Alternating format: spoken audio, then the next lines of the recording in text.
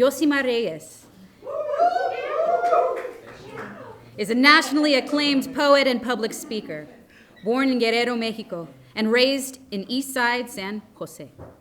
The advocate named Reyes one of 13 LGBT Latinos changing the world, and Remezcla included Reyes on their list of 10 up-and-coming Latinx poets you need to know. Let's get to know Yosimar right now. I'm gonna start off with a poem, and then I'm gonna do an excerpt from my one-man show titled Prieto. This first one, it goes like this. The most heartbreaking thing about bearing witness to children in cages, a drowned father and a daughter, another ICE raid, another tweet about not even providing toothpaste or soap is the reality that this country breeds citizens with no humanity.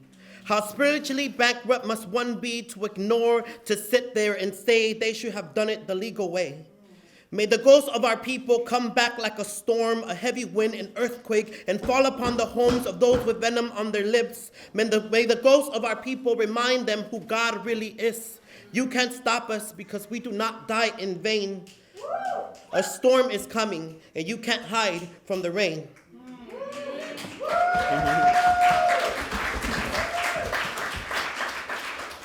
I've always known I was undocumented. I mean, it's not like my mama or abuelitos went to parenting classes and were like, maybe we should protect this kid from the trauma that comes with our status and being raised in extreme poverty. One Christmas, I asked my mom, Mommy, when is Santa coming? Her response, he doesn't exist like your father. Imagine being 8 years old and telling your abuela, when I grow up, I'm gonna be the president of the United States of America. Her response, ay papi, that's cute, pero no tienes papeles. Pay attention and learn construction like your tíos. Ew, construction, you don't know I don't like to sweat. I mean, when you're an 8-year-old high maintenance undocumented gay boy growing up in the hood, sometimes you gotta stop and ask, ay, Diosito, why? What did I do in my past life to deserve this? Please forgive me. I'll do anything. Just get me out of here. Lucky for me, almost everyone on this block was undocumented. I mean, we had a vecina that printed out social security cards from her living room. Talk about Photoshop skills.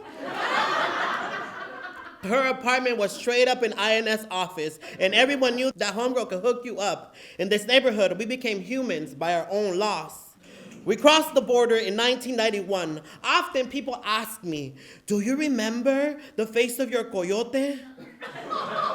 Did you run into any drug cartels or bandidos? My scholarship response is always, it was a dark, gloomy morning. Typical in a Mexican morning, because we're such a developing country that the sun doesn't shine. My abuela heard a whisper in the wind, and it was La Virgen de Guadalupe. She said, my daughter, you are to migrate north. This child of yours is the Messiah, the chosen one. You must take him to the United States, and there, nestled between an expressway and a McDonald's, you must prepare him. He is anointed. Go tell them, tell this place that I sent him. Tell them that this kid is on a mission to denounce imperialism and eradicate white supremacy. Only he can stop this. So pack your things and go. So at the age of 3 years old, I packed my belongings in cardboard boxes tied by shoestrings, and I began my pilgrimage. Honestly, my border crossing story was pretty anticlimactic. I just opened my eyes and I was here. I can't remember shit. Muchas gracias.